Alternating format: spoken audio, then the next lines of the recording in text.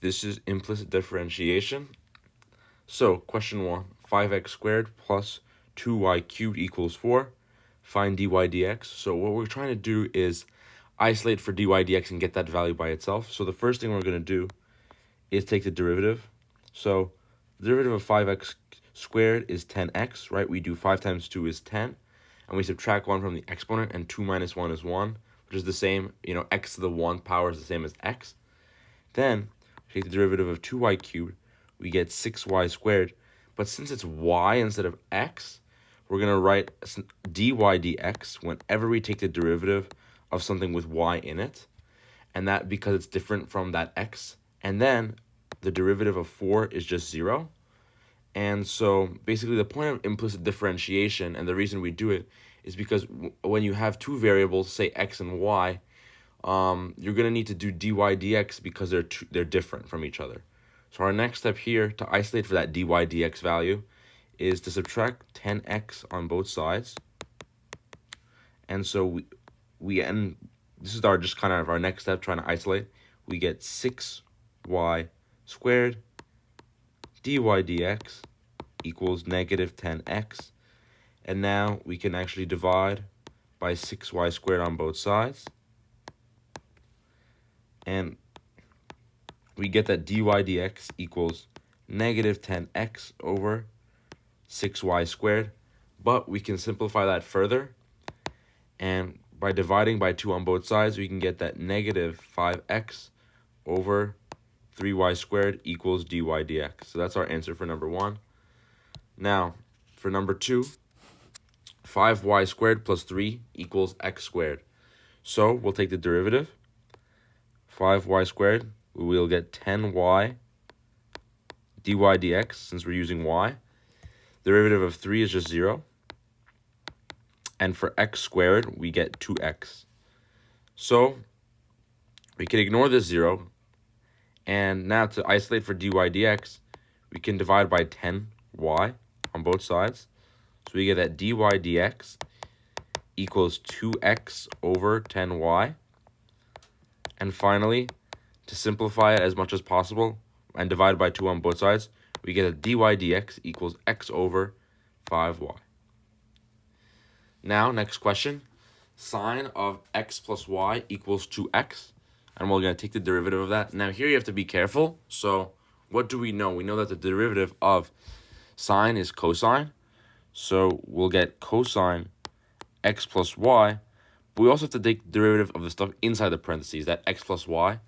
And so, we'll multiply this by 1, which is the derivative of x, plus dy dx, which is the derivative of y.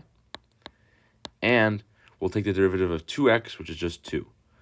Now we continue on with our process of isolating for dy dx and getting it on one side of the equation. So our next step can be to divide by cosine x plus y on both sides.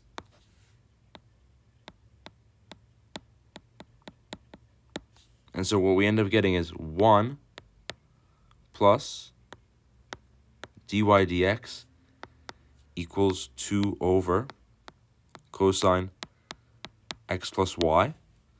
And then to isolate, we'll subtract 1 on both sides. And what we're left with is dy dx equals 2 over cosine x plus y minus 1. However, we're not done. We can actually get this into an even more simplified form. What we know is that whenever cosine is on the denominator, it's the same as 1 over cosine, and that's equivalent to secant. Secant is equal to 1 over cosine. And knowing that, we get our final answer to be 2 times secant of x plus y minus 1. Okay, and now for a slightly more challenging problem, we're going to find the equation of the tangent line at the given point, 4, 3. So to do this, we're going to first do what we've been doing, which is to take the derivative. So x squared, we get 2x. For y squared, we get 2y. And remember, when we take that derivative of y, we get dy dx, so we're going to include that. plus 19, well, derivative of 19 is just 0, plus 0, equals 2 plus 12 dy dx. So we're going to keep that in mind, that point 4 comma 3 at the end. But for now, we're going to check and see if this is completely simplified as much as possible. Right, so right now it looks okay. And so one way we can do this is to just isolate for that dy dx right away. However, an easier way to do this is to just plug in that 4 comma 3 into our values right away. We can ignore this 0 because that really has no value. And so we can plug in 4 for x and 3 for y. So we get 2 times 4 plus 2 times 3. And we can leave this dy dx here for now. And oh, one other thing to just keep in mind. Sometimes dy dx will be seen written as y prime. And just know that they're equal to each other and they mean the same thing. Okay, then we get that's equal to 2 plus 12 dy dx. And we simplify that. 8 plus 6 dy dx equals 2 plus 12 dy dx. Now, we can say that this is step 1 is to take the derivative. Step 2 is to plug in those values. Now, step 3, we're going to continue going about isolating for that dy dx. So, one way we can do this is to get all the numbers on one side. So I'm going to start by subtracting 8 on both sides. And we get 6 dy dx equals negative 6 plus 12 dy dx. And the last thing we want to do here is we can subtract 12 dy dx on both sides. This gets canceled out.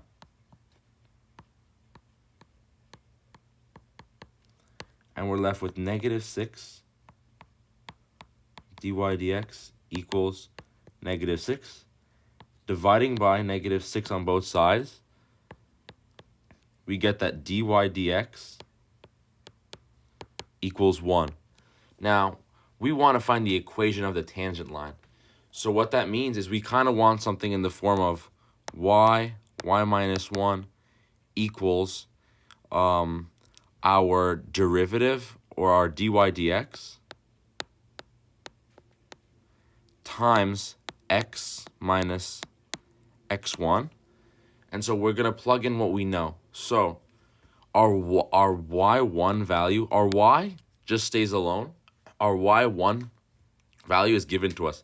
It's that coordinate 3 in 4 comma 3, which is given to us in the problem. So we'll substitute that y1 for 3. And that dx that we just solved for is 1.